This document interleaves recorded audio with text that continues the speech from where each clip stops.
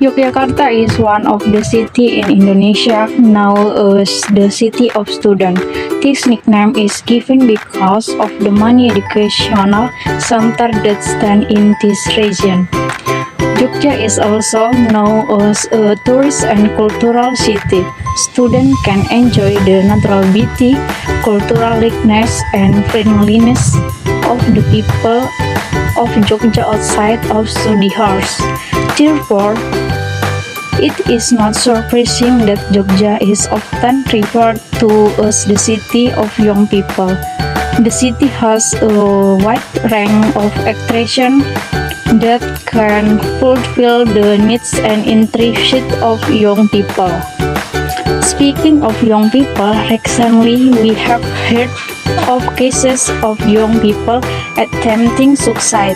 Suicide is the act of intentional ending one life. Suicide is a serious health issue and can happen to anyone, including children, teenagers, and adults.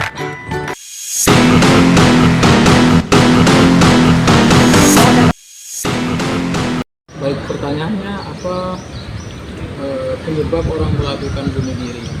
Ya, tentu motif orang melakukan bunuh diri itu berbagai banyak hal. Misalnya karena depresi, karena masalah sosial gitu, relasi sosial dengan kerabat gitu. Terus masalah ekonomi. Masalah ekonomi bisa menjadi pemicu orang cenderung bunuh diri. Misalnya mau bayar uang kuliah, uang kos gitu, atau kebutuhan hidupnya tidak tercukupi, lalu merasa malu, minder untuk bertemu orang lain gitu, akhirnya bunuh diri. Mungkin juga masalah relasi romantis. Ini juga menjadi penyebab orang bunuh diri gitu. Terus biasanya mereka ini menjadi korban gitu ya, di dalam relasi romantis itu dia merasa dikecewakan, merasa dirugikan gitu dari relasi mereka itu. Jadi karena tidak bisa menahan rasa sakit, rasa sedih, akhirnya mengambil keputusan untuk bunuh diri. Terus masalah-masalah lain itu misalnya karena mungkin faktor genetik juga gitu. Masalah genetik keturunan itu yang menjadi faktor pemicu. Faktor lain juga mungkin kemampuan orang itu sendiri untuk berpikir kritis gitu, atau berpikir logis itu pada akhirnya tidak bisa mengolah masalah pribadi, masalah-masalah yang dihadapi, akhirnya mengambil keputusan sepihak, keputusan bunuh diri. Jadi merasa hidup itu tidak ada gunanya gitu. Merasa hidup itu serba salah gitu. Merasa dunia di sekitarnya itu tidak ada yang mendukung, selalu mengecewakan gitu. Pada akhirnya gitu.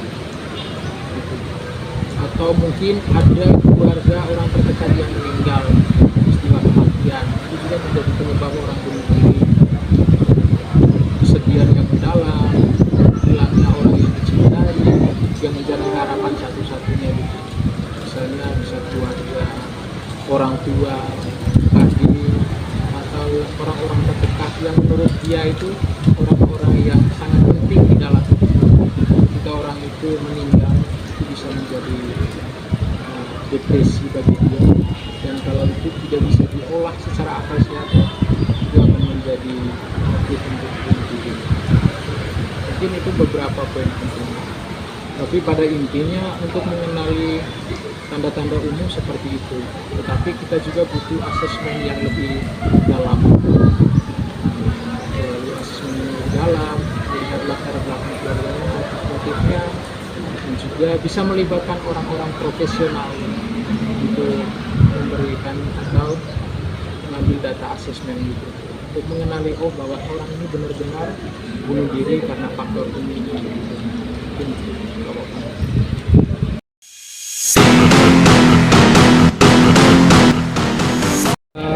keinginan seseorang bunuh diri itu kan dapat dikenali dari berbagai perubahan kondisi ya, baik emosi, pikiran, dan perilaku sosialnya.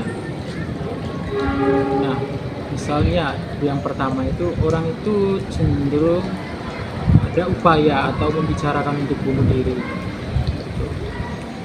Biasanya orang itu perubahannya itu dari yang biasanya wajar tiba-tiba tidak wajar ya. Misalnya sering, oh kamu agak lain sekarang ya, dulu kamu gini gitu. Biasanya topik pembicaranya itu selalu mengarahkan ke bunuh diri itu hanya gejala gitu. Terus yang kedua itu mencari cara untuk membuat rencana bunuh diri gitu. Dia mencari berbagai cara, bagaimana cara untuk bunuh diri gitu.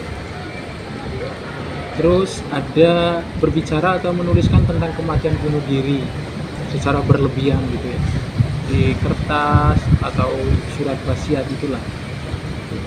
Lalu gejala lain itu merasa terjebak dalam keadaan gitu, misalnya masalah ekonomi, itu masalah keluarga, penyakit fisik kronis, lalu berduka, kehilangan, pengalaman trauma atau kekerasan yang akhirnya meningkatkan risiko orang tersebut untuk memikirkan untuk bunuh diri. Lalu orang itu cenderung menarik diri dari keluarga dan pergaulan, menyendiri gitu. Dengan keluarga juga menyendiri, misalnya di kamar terus, antisosial, itu gejala-gejala awal. Terus ada perubahan suasana hati yang dramatis gitu ya, perubahan moodnya berubah-ubah gitu. Misalnya rasa cemas yang berlebihan, marah, atau perilaku yang membahayakan diri sendiri secara berlebihan. Terus ada tanda-tanda konsumsi alkohol berlebihan atau obat terlarang. Jadi itu peralihan, misalnya depresinya itu, jadi dia mengambil keputusan untuk mau lari dari kenyataan dengan mengkonsumsi alkohol gitu. Terus sering bertindak ceroboh dan impulsif gitu. Nah, yang motivasi hidup itu akan membuat orang itu cenderung bertindak ceroboh gitu, tanpa berpikir panjang gitu. Bisa saja melakukan pergaulan bebas gitu, melanggar hukum atau norma. Lalu sering memberikan pesan kepada orang terdekat, misalnya menitipkan pesan atau memberitahukan barang berharga atau rahasia kepada orang lain, bisa menjadi tanda seseorang ingin mengakhiri hidup gitu. Itu tanda-tanda. Mungkin itu beberapa poin.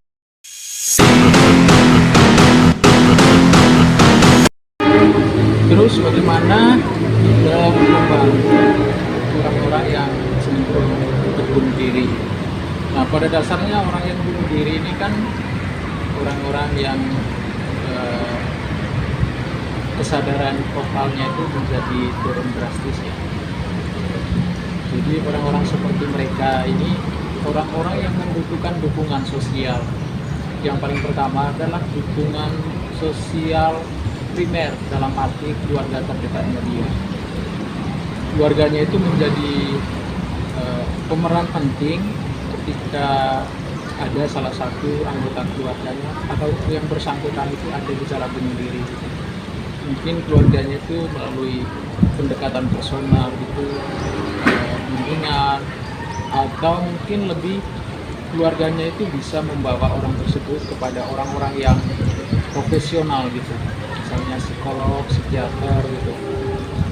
Terus yang kedua, sebagai teman sebaya misalnya, orang-orang ini juga mereka itu membutuhkan dukungan orang-orang sosial, orang-orang terdekat, misalnya pacarnya, mungkin sahabat terdekatnya dia, menjadi orang-orang yang berperan penting untuk membantu orang-orang yang sedang bunuh diri.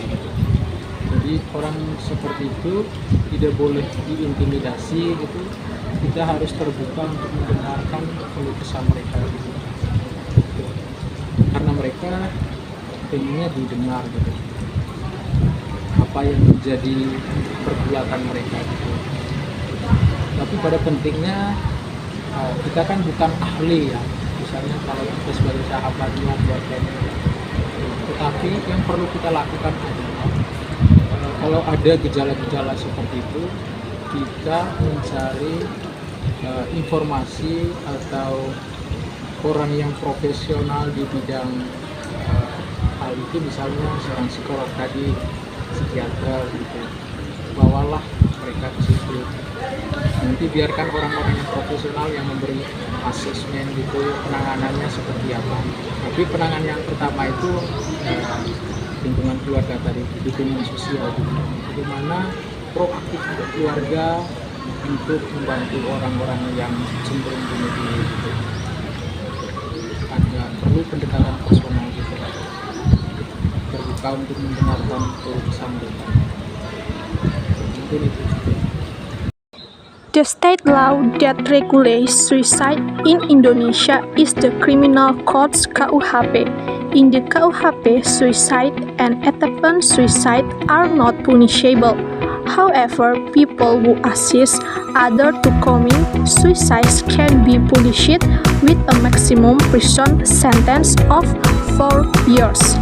Article 3/2004 of the Criminal Codes reads as follows. Any person who intentionally encroaches, assists, or provides means to another person to commit suicide shall be punished by a maximum imprisonment of 4 years. This article confirms that suicide and attempted suicides are not criminal offenses. This is based on the principle of human rights, which states that everyone has the right to life and defend his or her life. However, this article also stipulates that people who assist others to commit suicide can be punished. This is done to prevent suicides, especially in vulnerable people, such as children and adolescents. Here are some ways to prevent suicides from occurring. Take time to talk to the people around you about their feelings. Teach your surroundings about the importance of mental health. Give support and love to those around you.